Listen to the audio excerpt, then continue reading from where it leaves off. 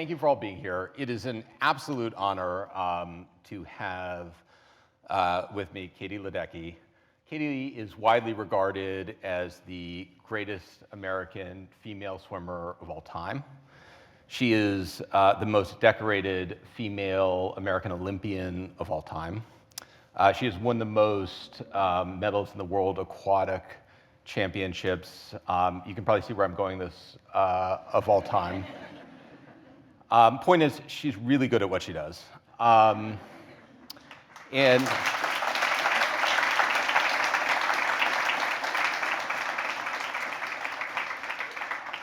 you know, for those who don't swim, it can sometimes be hard to wrap your head around sort of the volume of victories, medal counts, you know, the times. But one of the fascinating things is that often when she is swimming, she will be in an 8-lane pool against 7 of the top people in the world, and she will, if you look at a picture of the pool, she will be going in the opposite direction from everybody else. I mean, it looks like she's in a different race.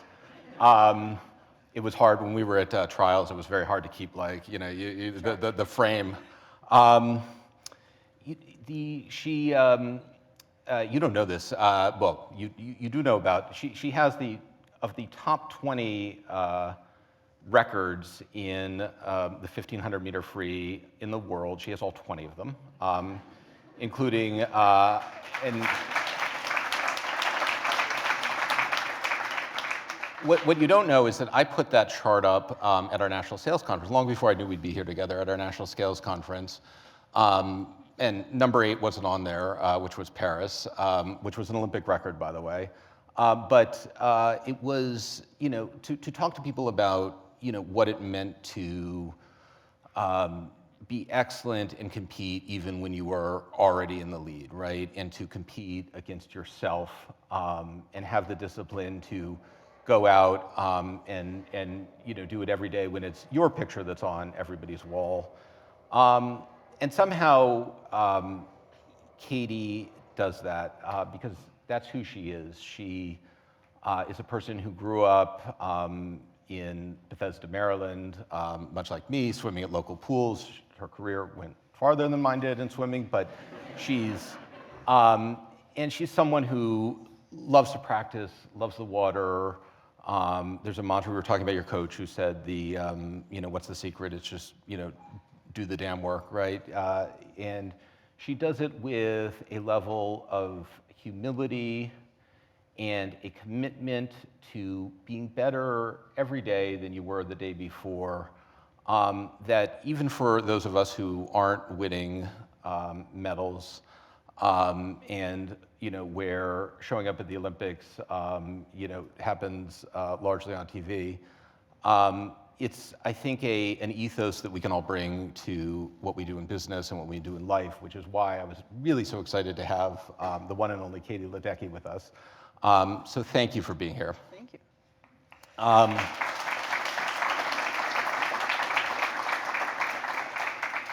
Okay, so I was trying to think about where to start this conversation. There's so many places. And Katie actually has her medals, which are really like, by the way, you think seeing an Olympic medal is cool. It's actually as cool as you think it is. They're in socks. Yeah, they come in socks. They don't come in socks. I put them in socks. They come here in socks. But yeah, and the one I got to hold actually was the 800, and I was thinking about you know, where to start, and I was thinking about the fact that I was in Paris with my 15-year-old who's a swimmer, and first time you went to the Olympics, you were 15, and that was London. We were talking about that, and no one was really clocking you in that race, and curious to start, just tell us what it was like to be 15 years old and to be showing up, and you know, how you felt getting up on that block and in that race, and what that was like. Sure. Well, first off, it's great to be here, and thank you all for tuning into the Olympics and cheering all of us on. It meant a lot. We all felt it over in Paris. Yeah, competing in my first Olympics at age 15 was a pretty surreal experience. I kind of had it as a goal to make it to the Olympics, but I didn't really have it as a goal to win gold necessarily.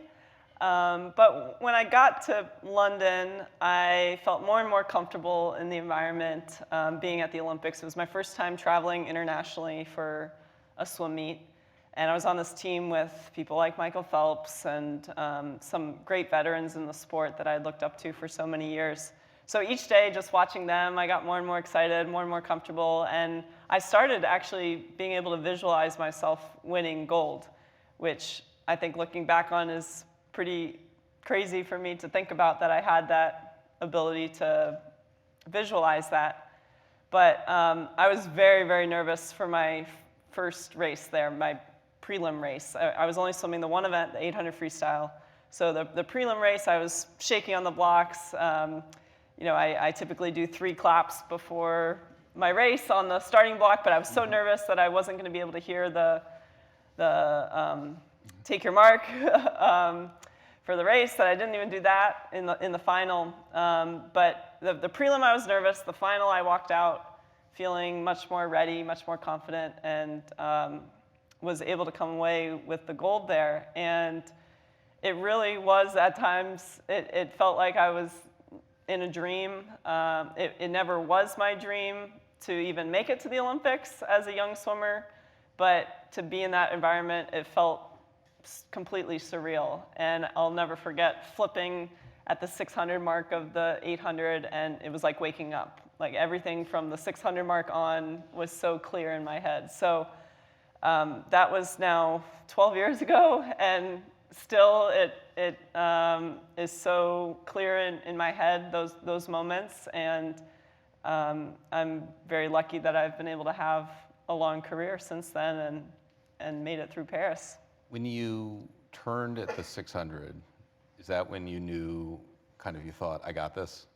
Yes, I turned at the 600. I had been ahead for pretty much the whole race. I went out very fast, and all the commentators were saying, and of course I couldn't hear this at the time, but afterwards they were all saying, oh, she's only 15. We'll see if she can hang on. They just kind of thought I was the rabbit going out in the race, and that all the older competitors, the really experienced ones, would catch up to me. But at the 600 mark, I flipped. I could tell I was a few seconds ahead, and I said to myself, you've done so many 200 freestyles in your life. It's just a 200 freestyle. What is this? I'm at the Olympics. I'm winning. Don't mess this up. That was the voice in my head. So those last 200 meters went by, and I touched the wall, and I got the job done there, and yeah, it was incredible. So that was, now let's backtrack. I mean, you're 15 there, which is amazing, but that was the capstone to a lot of work that had begun in Bethesda, Maryland, where, which really, I mean, joking aside, has this amazing swimming culture. But share with us, Palisades. It's actually, it's a place I've been. It's about 8 blocks from where my mother lives, but describe a little bit what the beginning of your swimming career looked like, because I don't think it's what everybody thinks it looks like. Right, so, I mean, backtracking even further, my mom swam growing up. She swam in college at the University of New Mexico, right when Title IX was starting, and so she got a scholarship. It was great, and she loved the sport of swimming. So she really wanted to make sure that my brother and I were comfortable in the water. So I was in the water from a very young age, just able to float, able to play games, things like that. And then when I was 6 years old and my brother was 9, they figured we should join a local swimming pool. And we didn't really know anyone at Palisades, this pool that we joined. And so the fastest way to meet other people would be to join the swim team. And my brother was very interested in joining the swim team. He thought it sounded great. And so I tagged along and started swimming. And as you said, the Montgomery County area in Maryland, and Maryland as a whole, swimming is really popular. There are all these summer league teams and leagues. So we I don't think we knew what we were getting ourselves into, but we joined this team and we loved it from that first summer. So it's basically 18 and under, it's the age group. So I was 6 years old and I was on this team with 18-year-olds, these people I was looking up to, and we would play sharks and minnows, we would play Marco Polo, we would play water polo on Fridays. So it was just so much fun. And then after that first summer, my brother and I both wanted to join the year-round swim team, and that was the team I was on all through high school. So it was pretty much love from first swim, I guess you could say, and it really, I think, from swimming for that summer league team, it felt like a team sport right from the start, which in swimming, I think a lot of people do see it as more of an individual sport. But there are definitely team aspects, and I think I felt that from the start, and that was really crucial to my swimming career. Yeah, I mean, it's an interesting point about that feeling of being part of a team. We want to talk about that. But your first race, you loved it from the beginning. You didn't even make it across the pool your first race, right? No. I talk about this in the book, and there's video of it. My dad was actually filming my first race as a 6-year-old. It was probably the time trials or the first B meet that I was swimming in, and it was a 25 freestyle, so 1 lap of the pool. And about every 3 strokes, I would have to hang on to the lane line, wipe my nose, take a breath, and then swim 3 strokes, other lane line, wipe my nose, and the girl next to me was doing the exact same thing. So it was just a race of who could stop the fewest number of times down the pool. And my very first goal that I set for myself for that summer was to make it across the pool in a race without having to stop. And before my last meet of the summer, I actually got swimmer's ear, like an ear infection. So we went to the doctor. The doctor said, no, she shouldn't be swimming. She shouldn't go to this meet. And I was so upset. And I don't know if I cried or if he could just see the look on my face or what, but the doctor said, okay, just get a swim cap and it's fine. So I got my first swim cap. It had a frog on it. And I went to the pool and I did my race and I got down the pool without stopping. And I think my mom remembers it was raining that day, and so we went and got a hot chocolate afterwards. So that was my first goal achieved. And ever since then, I've been setting goals for myself. Yep. Slightly bigger goals than getting across the pool, though sometimes that is the goal, to get through a race. But yeah, swimming has definitely taught me a lot. I think goal setting, determination, adaptability, just some of those things have been really crucial and things that I think will serve me well beyond my swimming career.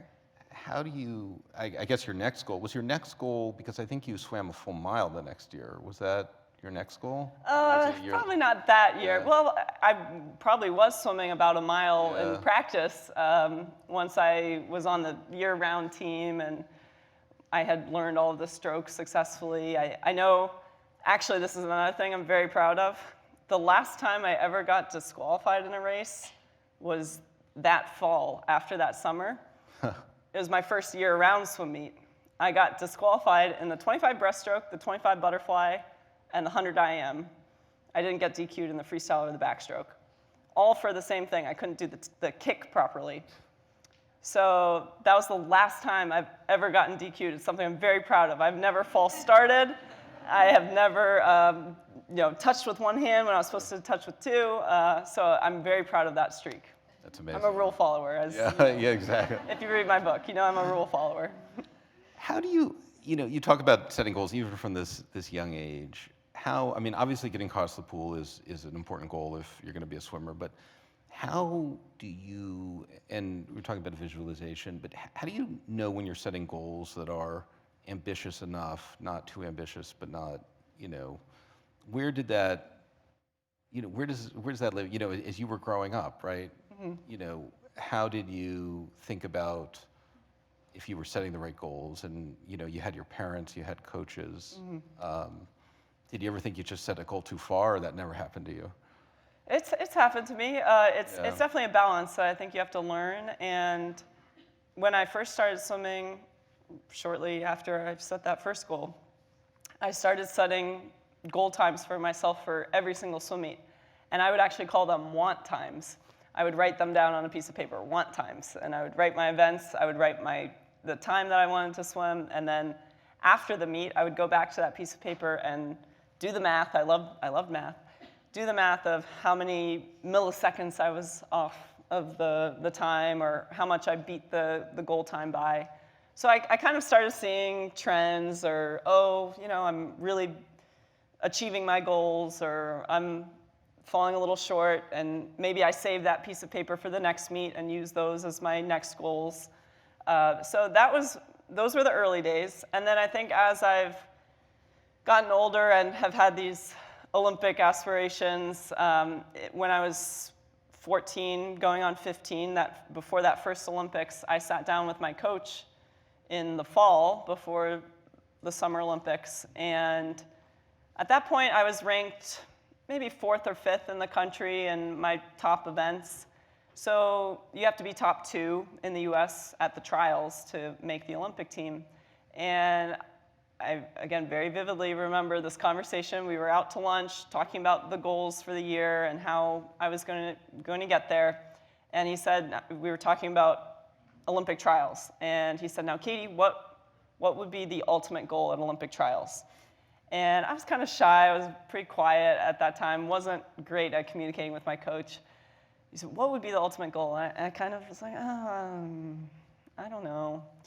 And he's like, Katie, what would be the ultimate goal at Olympic trials? And I said, well, make the Olympic team. And he said, okay, say it again. I said, make the Olympic team. That time, with a little more confidence, I said it. And he said, we don't have to tell anyone about that goal. It can just be between us. We don't have to even talk about it the rest of the year. Let's just go for it. Here are the things I think we need to work on, blah, blah, blah, blah, blah. And then, of course, I work my way through the year. I see the progress that I'm making. I reach the goal. So that was one thing. Second thing, flash forward just a few years, I'm setting my goals for the Rio Olympics. Sat down with my coach in 2014, I think it was. So 2 years out from the Olympics. And we were setting time goals for Rio in 2016. This is a different coach. And we were just talking about times, and I kind of threw it back at my coach, like, what times do you think I could go? I was kind of afraid, again, to verbalize what I was thinking, because I kind of wanted his reassurance that I could set these goals, and I kind of wanted his feedback. So he threw out some times that at the time were, I think, 5 seconds faster in the 800 than the current world record at the time of what I held, and 2 seconds faster in the 400. And I said, okay, those are the goals. It's fine with me. They sounded pretty ambitious. I wrote something on my pull buoy, a piece of swimming equipment that I use at training every day. I put 3 numbers on that pull buoy that only my coach and I knew the significance of those numbers. And again, I got to work. So I think what I've realized from those 2 experiences is that you can set these ambitious goals. For me, I think I always need someone else to also believe in those goals and reassure me that those goals are not crazy, and make sure that we have a path toward those goals. I think having an idea of that journey, having an idea of the steps that you need to take to reach the goals that you set for yourself, I think those are really important things to do. So that's how I've continued to approach my goals. I have conversations with my coaches. I try to balance the ambition with the journey and the steps that it'll take to reach those goals, I guess, being practical, but also ambitious. It's a balance, and it's something that I've had to kind of fine tune over the years, and just try to take away some things each year of the process. And you've been blessed with a number of great coaches who, and also, as you mentioned, with parents who, I got to spend time with your parents in Paris. They're the most wonderful, but who were very supportive. As you mentioned, your mother was a swimmer. You even told me about, how old were you when you first swam? I was sharing that Francie finally swam a long distance race faster than midsummer. I almost drowned her afterwards. And how old were you when you first? I think I was maybe 9 or 10 when I started beating my mom's college swimming times. 30 years prior, 20. That hurts. 10 years prior. But your parents were actually incredibly supportive. You tell these wonderful stories, incredibly supportive in a way that sometimes we don't see a model of nowadays, right? There's this model of kind of helicopter parenting and people, diving in and doing every little thing for their kids. But but you tell these great stories about, getting driven in the Toyota Sienna, with the CD changer and your mother serving you ice cream ahead of share that Before story. morning practice. Yeah, so there was one point when my mom had read, I think it was some article for swim parents about how non-fat or low-fat yogurt would be a good snack before practice.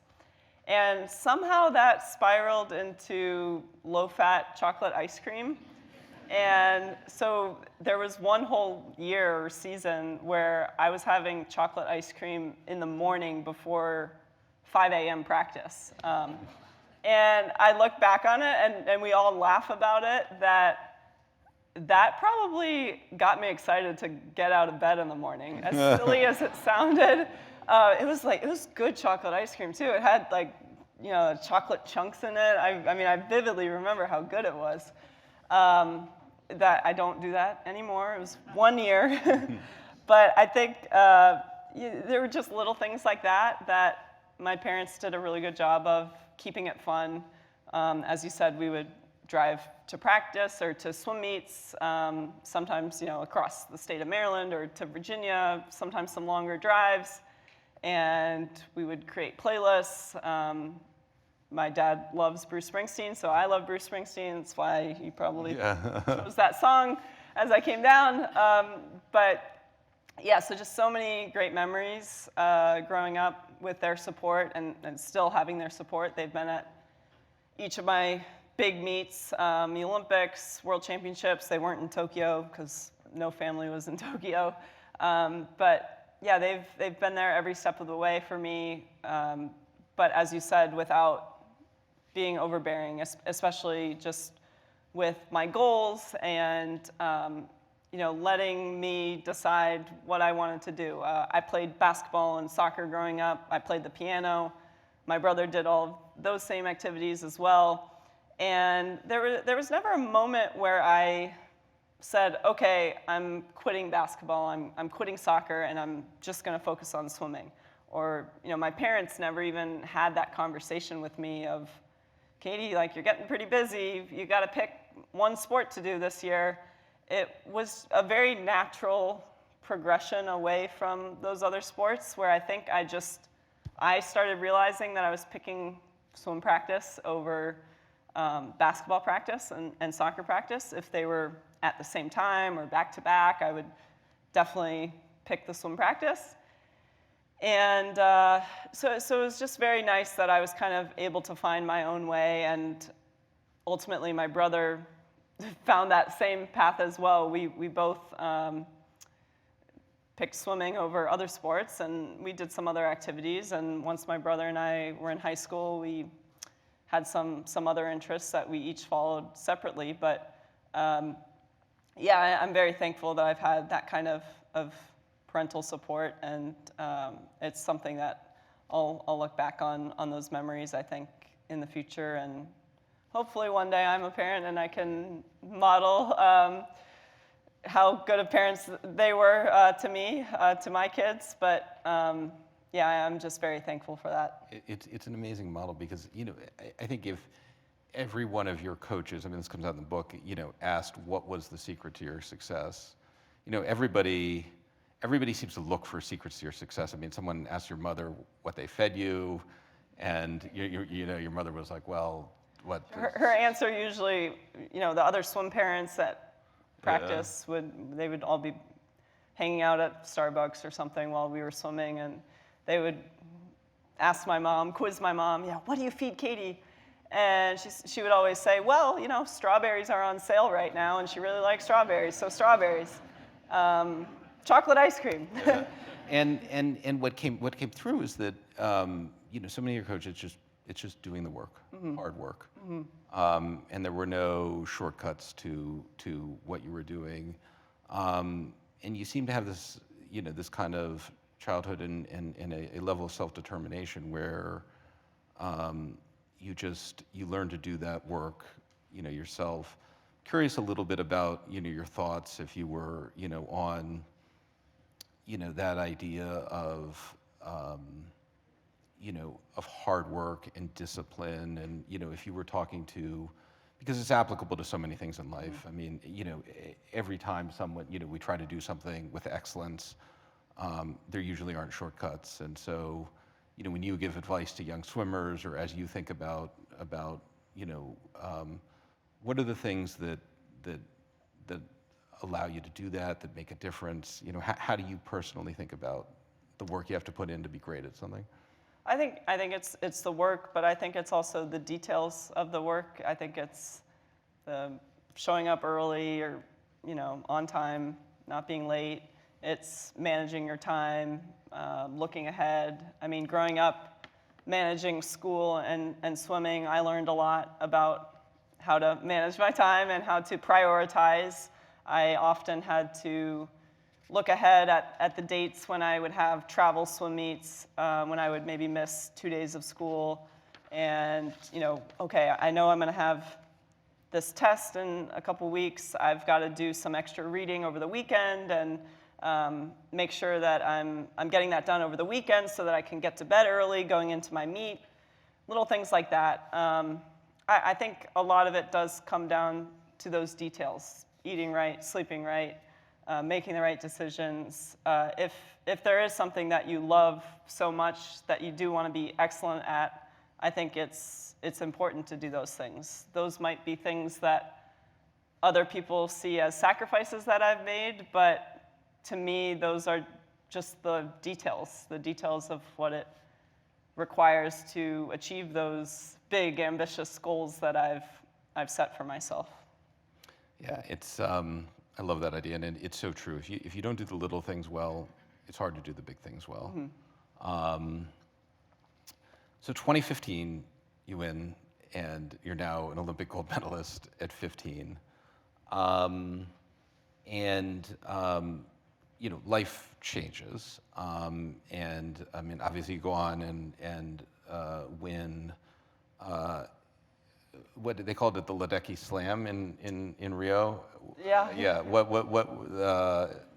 In Rio, I won the 200 free, 400 free, and 800 free, and I was. And they didn't even have the 1500. They didn't have the 1500 free. That was added for women in the 2020 games. But in Rio, I was the first woman to do that in 50 years. So, and I actually became very good friends with the first person to do that. She's been a huge supporter of mine.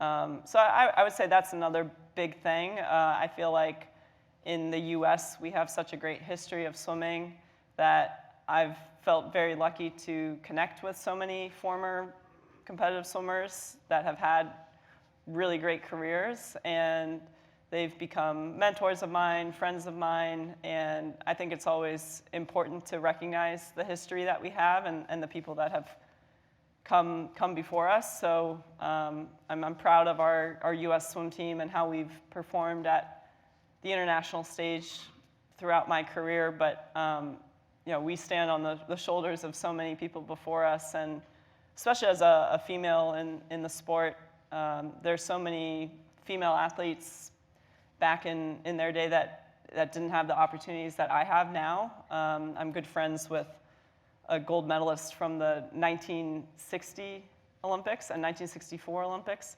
and this one person I have in mind, she actually had to retire before she went to school at Stanford. So she was 17, 18 years old. She had just won gold at an Olympics. She retired before she went to Stanford because there was no women's swim team. So just to have this long career that I've had, thanks to the opportunities that I've had through competing in college, now being a professional athlete, I'm very grateful for that, and grateful for those mentors and friends that I've had. How, I mean, that may be part of the answer, but how, as you went from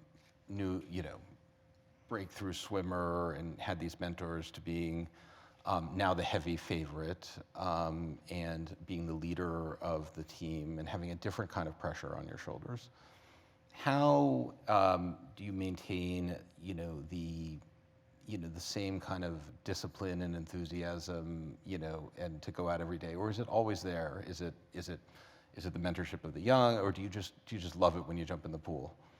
It's a lot of things. Yeah. I mean, I wouldn't still be swimming if I didn't love it. I really do, and I think there's so many different aspects of the sport that I love, and maybe one season it's some aspect that's different than the previous season. And I think, as you said, I've kind of come full circle now, where I'm the older member of the swim team, and there are some 15, 16-year-olds that are on our team that might turn to me for some advice going into their first Olympics. So it was very special in Paris to be a captain of our team and be able to help guide some of those younger swimmers through. And that's fun for me. It's fun to have that energy on our team, to have these younger swimmers with this fresh perspective, these ambitious goals for themselves at such a young age. It's fun for them to come in and excite the older swimmers, and we see a little bit of us in them, which is always fun. So yeah, it's an amazing experience being in the position that I'm in now, and I've been asked it quite a bit over the last few weeks whether I'm continuing on to LA, so maybe some of you have heard my answer already, but I'm planning on continuing to swim, hopefully through at least LA. I think competing in an Olympics on home soil would be incredible, so I'm in it for at least 4 more years. Yeah. It is special. We were talking about bringing back the Olympics, but growing up Bethesda, obviously in the shadow of DC, different time, in the political landscape. How does it feel, to represent America on the world stage? Just in terms of, being, swimming not just as a champion, but swimming, with the sort of the American flag on the back and representing Team USA. Because, it does feel like sports are one of the things that still brings us together as a society. I mean, it's always an honor to put on that USA swim cap. I remember when I was 15 getting my first USA swim caps. We were 20 of them, right? like 20 of them. I was like, I'm swimming one race. Why do I need 20 swim caps? It's fun to trade or give to family. But I remember that day vividly. I remember putting that on, and still I kind of get goosebumps when I get those caps. And it's such an honor. As you said, I think sports has the power to unite the world. The Olympics, certainly you get that feeling when you're walking around the Olympic Village and you see athletes from all over the world, all different sports coming together. You might be in line in the cafeteria behind somebody from across the world. You might speak a different language even, and you kind of just do a head nod or something, ask if you can grab something. But I think it's really neat to have those opportunities to interact with people from all different backgrounds, all different cultures. It's something that's very unique. I recognize that in the moment that not everyone gets to experience this. So that's why I do like to share, some of the things that I've learned and experienced through that. I think just seeing some of the commonalities that we all have. I mean, you can probably see it just watching the Olympics as well, just the different emotions that we all share. I was a psychology major at Stanford, and so, I think we even learned about some studies about the Olympics and, the different emotions that people have on their face after they win or after they lose. I mean, those are things that we all share in common. And all of these athletes are there with their coaches, with their families, and those relationships are all things that we all have in common. So while sometimes I think we focus on our differences, it's a time when we're all living in this secure Olympic village, kind of away from the rest of the world, and we're all in this one space, and there's a lot more that we have in common, I think, than we sometimes realize. Yeah. You've been you spoke at the beginning about swimming being both individual and a team sport, which is, I think, one of the wonderful things about swimming. You've been a part of a lot of teams, had a lot of accomplishments as an individual. Let's start with what makes a great team. You've been parts of teams that have been together for a long time. The Olympic team, interestingly, you talk a lot about it. It has to come together very quickly. What makes a great team? Yeah, I do think swimming is more of a team sport than people realize. I think what we all always talk about with our U.S. swim team is the idea that we're all competing against each other all year, all throughout the year. At Olympic trials, it's this really intense environment where only 2 people in each event make it, so the majority of athletes at the trials are walking away from their races disappointed. It's a really tough meet to get through, just with how deep the U.S. is in swimming. So we're all there competing against each other. It's tough. Everyone in the swimming world is pretty respectful, so it's not like there's trash talking and things like that, but it's tough. We're very competitive people.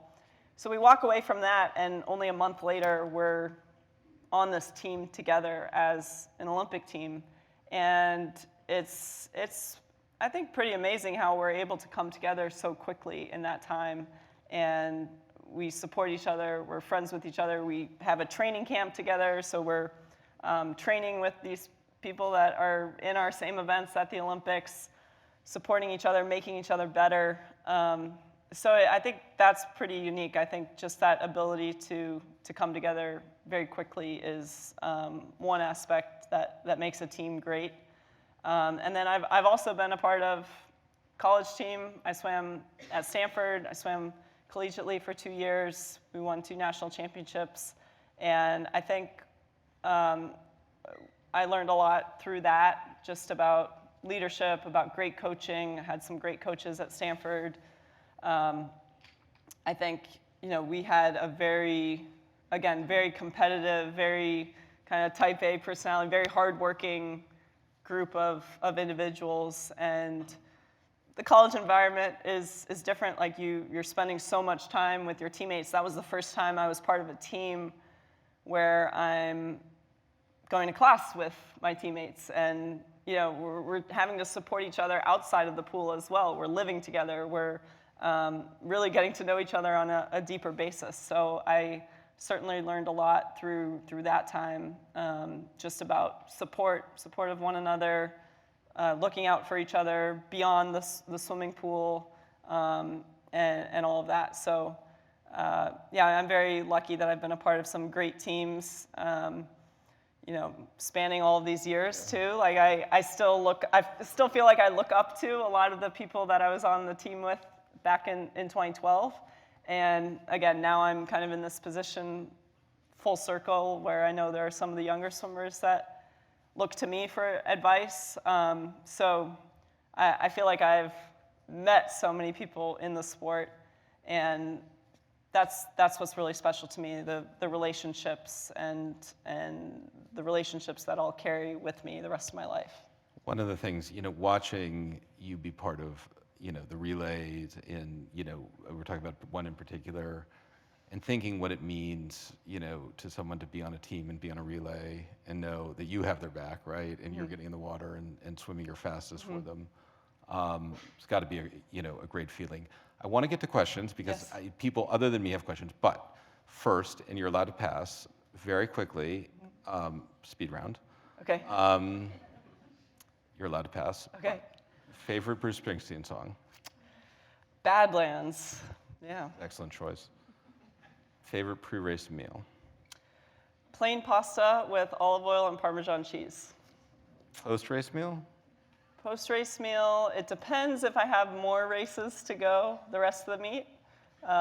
If I do, then it's probably just some, chicken and No, pasta. but like you. After a swim meet, a burger or pizza. Classic. There we go. Yeah. I think this year, actually, I had media like that night, right after my last race. And that was when I got to see my parents for the first time.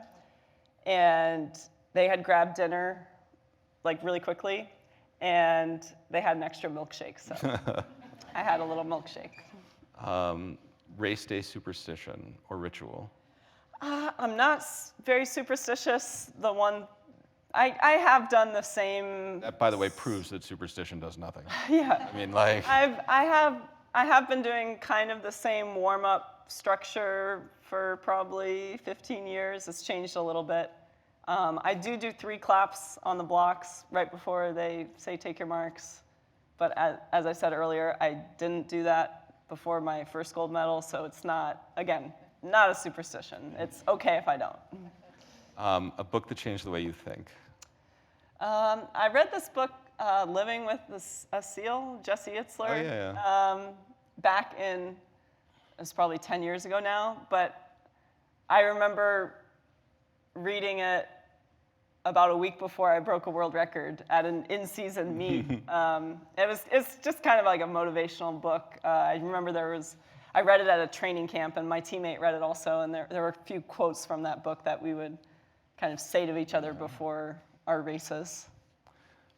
Best advice you've gotten, or among the best advice? Best advice, it's kind of cliche, but I remember being at the Olympic camp in 2012, and some of the older swimmers just stressing to me how much, to enjoy the journey, enjoy the training. It's, don't just think about the results, and really try to enjoy each day of the training, because that's how you'll be able to continue to love the sport and have the longevity that so many of them did have, and they were kind of toward the end of their careers, and that's something that I continued to think back on that I think was very impactful to me, having that advice from such a young age, and I think that's been really important for my longevity in the sport.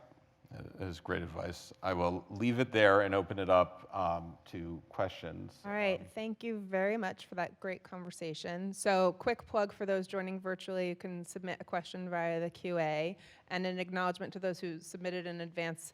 We got a lot of great questions, many of which were covered in this conversation. So we're going to start with a question in the room.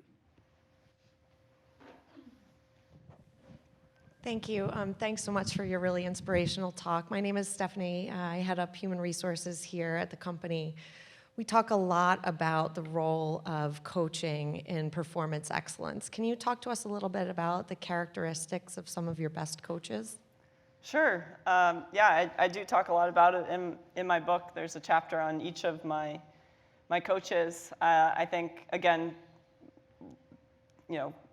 going back to what I was saying earlier, I think a great coach has the ability to support you in your goals, and has the ability to both step in and step out at the appropriate time. So step in when you need a reminder of your goals or need some guidance on how you can reach your goals, but then also step out at the appropriate times, because I think there are times when the coach doesn't have the ability to control certain things. It's you behind the blocks, it's you in the water.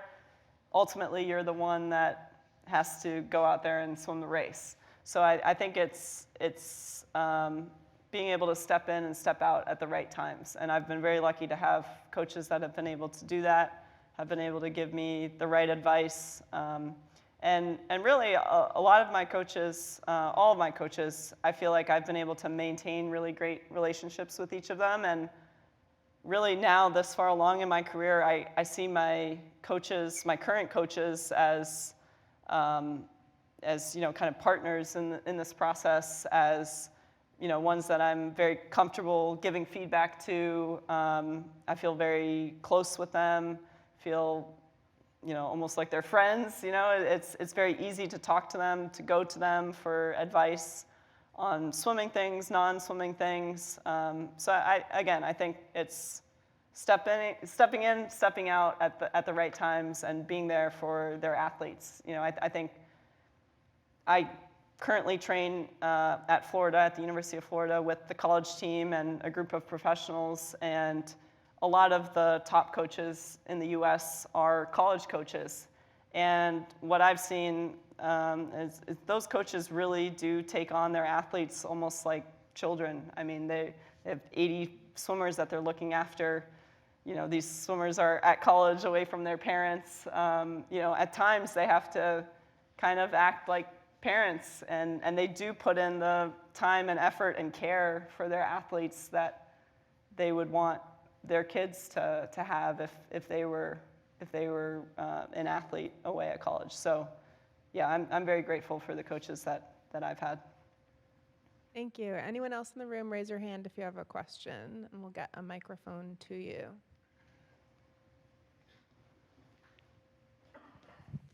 Hey, Katie, thanks for being here. Thanks. Outside of the pool, what's been the biggest surprise of your career so far? I think the biggest thing that I didn't expect when I was 15 years old and I won this gold medal, just the joy that showing the gold medal to someone can bring out. I remember, I think the first time that I ever put the gold medal around somebody else's neck, it was actually at Walter Reed National Military Medical Center in Bethesda, right next door to my high school. I put it on a wounded warrior, and like his face just lit up. And the next week, I did the same thing at a children's hospital. And I call it like the power of the gold medal, just the ability to have this thing light up someone's face. It brings me so much joy. So just those opportunities that I never would have imagined I would have to make other people happy, that makes me very happy. So, and again, a surprise, nothing I would have ever imagined I could do.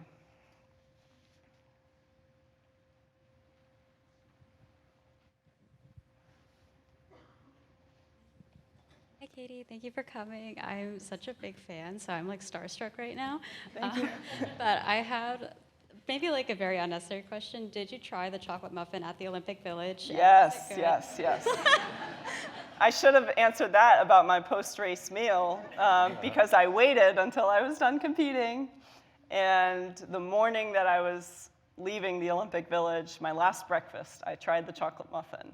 And it was quite good. I could only have 2 bites because it was practically chocolate cake, and I could not have chocolate cake for breakfast. So Chocolate ice cream, but not chocolate ice cream. Yeah, I should have gotten a scoop of ice cream to have with it.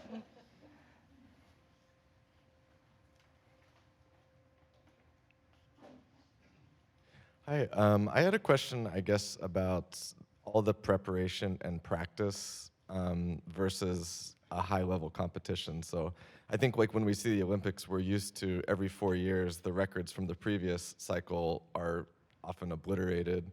And I guess my question is, how surprised are you or some of the other athletes by the times you're able to hit in like in an Olympic final versus what you're doing in practice to get ready for it? I would say it varies. I mean, I think some athletes walk away from races thinking, oh, I feel like the work that I put in didn't quite match the result or didn't quite match the time I thought I was capable of. And then sometimes people are surprised by their times at a big meet. So, I think there are also, sometimes there are trainers, there are racers, and there are some people that are both. I would actually consider myself a trainer, believe it or not. I think I'm better at training. I think I veer more toward the side where I walk away from more of my races thinking that I'm capable of more given some of the things I've done in training. But that's just who I am. I mean, that's what I love. I love going to practice every day. I love trying to improve my times in training, and often I am able to do that, or I'm able to do things in practice that I've never done before. Like I've continued to be able to do that each year throughout my swimming career. So, I mean, I think in terms of what you're saying, with every 4 years, it seems like people are getting faster. I think there is some truth to that, in that I think training methods evolve. People see someone achieve something and they want to get there too. It inspires people to get there, or someone shows that, oh, this time is possible, and you can swim a race this way, or you can swim with this kind of technique, and that might make you faster. I think I've had some of that in some of my races where, early on in my career, I was taking my races out very quickly, taking them out a lot faster than many others were. So I kind of showed a lot of people that you could take a 400 freestyle out really fast and be able to hold on. And a lot more people are swimming it that way, swimming it with the same kind of pacing, and it's made our race faster, made the times in our race faster. So I think also in this day and age with social media, news media, people around the world are seeing what other swimmers, what other athletes are doing instantly. So you can watch their races online, you can get their results quickly. So again, it can inspire other people very easily. So I think that's one of the main contributors to times continually getting faster. Thanks. Well, I'm going to get a question from GAF Energy that was submitted virtually. What keeps you motivated when you're on a path that has never been done before? I think my personal goals for myself. So I'm very often thinking about the next thing. So even after London, I very quickly started thinking, well, I want to, prove that I wasn't just a one-hit wonder. Like, I want to break a world record next year, and that became my next goal. And so then I break a world record, and it's, okay, this is the next goal. And I very quickly start thinking about it. So I haven't set my new goals yet coming out of Paris. I'm trying to take a month or two to reset. But probably in November, I'm going to have a pretty good idea of what I want to achieve in LA. So that's just how I'm wired, and it's how my coaches are wired. Again, it comes back to coaches as well. People that keep me motivated, my teammates around me that are very fast, and I have to keep up with them in practice. That keeps me motivated. Keeps me motivated in practice to get better. I learn a lot from my teammates. You might think that I've got it all figured out, but I definitely have some weaknesses that I'm trying to improve on, and so I try to learn from my teammates. I try to use them as motivators, as people to chase. I swim with some of the best male distance swimmers in the world, so just trying to learn from them, trying to chase them every day in practice. It's pretty fun chasing some of these guys. You beat them sometimes. Sometimes I can get my hand to the wall first. So it keeps things fun, and it keeps me motivated. Just a related question. Do you have a trick for recovering from, mentally from when something bad happens, right? If you have a bad result in the race before and now you need to go focus, or something just personal has happened, but you have a big practice coming up.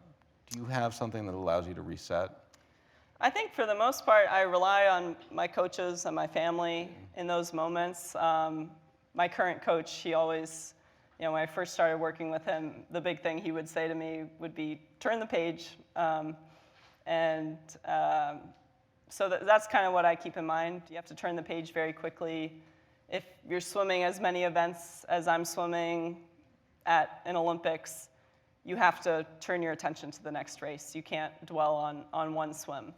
And same thing goes for practice. I can get really down on myself if I have a bad practice, but you know what? The next day, you can have a great practice. And oftentimes, that does happen. And so I feel like now that I have some years under my belt, and I know that I can have a great practice the day after a bad practice.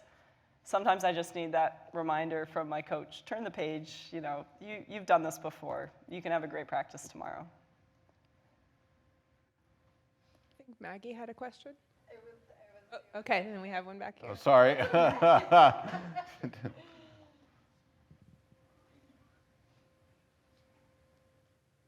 There's a few in the back. I don't know. Yeah. From a technical standpoint, does the lane make a difference? Does the water movement of the other swimmers affect how you would run a race or change your race as you're doing it? Yes and no.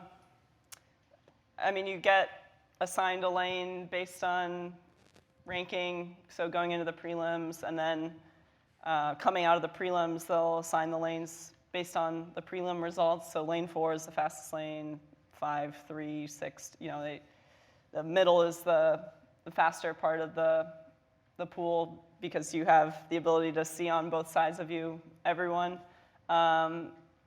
So typically the middle is considered the fastest, but there have definitely been instances of what we call in swimming outside smoke, where somebody in lane 1 or lane 8 can win a race. And if you have a lane, you have a chance. So at the end of the day, it's the Olympics, it's the World Championships. Everyone deserves to be there. Everyone has earned their way into the final. And especially in the shorter races, it can come down to, I think there were some races in Paris where I think there was a US swimmer who got bronze in an event, and he was 6/100ths from winning gold, but also 8/100ths from finishing 7th. So it can be 8 lanes in the pool coming down to the touch. So it doesn't matter too much.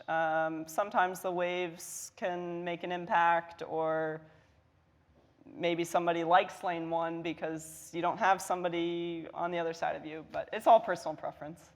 Maybe 1 or 2 more questions. I think saw we have one or one two in the far back.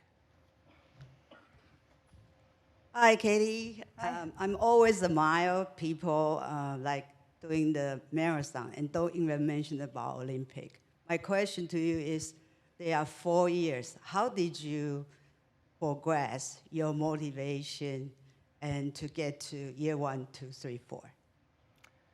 I really take it 1 year at a time. So even if I have a goal that I set for myself that's 4 years away, I also set some short-term goals typically. And I think that's really important because you can learn a lot from the process of each year. So we might even set some goals that are very similar to what you want to achieve in 4 years, but you might learn throughout the season, it's better if I race more, or it's better if I don't race as much during the season, or I might need this amount of rest going into a swim meet. Swimmers taper. I think runners do it as well, where leading up to the big meet, you're cutting down your training and you're trying to get as much rest as possible. So you're going to learn something from each season, and I think it's really important after each year to evaluate with your coaches what went right, what didn't go right, and how you can improve for the next year. So even though some goals might be 4 years away, there's something very valuable that you can take from the first 3 years that will set you up for the 4th year. So it's kind of why I haven't taken a really long break at any point in my career. I've never taken a whole year or whole season off. This is honestly probably right now, this is probably the longest break I've ever taken, 4 weeks removed from Paris. Really because I do see each year as being an opportunity to learn something, an opportunity to get better. And yeah, it's, even as a distance swimmer, you do have to look at the whole 4-year picture as a marathon, as something that you have to pace yourself through and kind of learn from, if we're using the marathon analogy, like learn from each mile. I guess you could use that as a swim example for me too. I swim the mile a lot throughout the year. So there'll be a World Championships next year. There'll be a World Championships the year before Los Angeles. Again, I don't know my plans yet, but I would suspect that one or both of those will be on my schedule. So I think those are great opportunities to learn. Well, it's been completely inspiring for all of us to watch your career, to watch you represent our country so many times, including in Paris. I got to see the gold medal. Hopefully a few of you will too. Yeah, I'll Thank take you them for out. sharing the joy of the gold medal with us and Thank you. everything about what brought you there. This was really special, so thank you. Oh, thanks. Thanks for having me.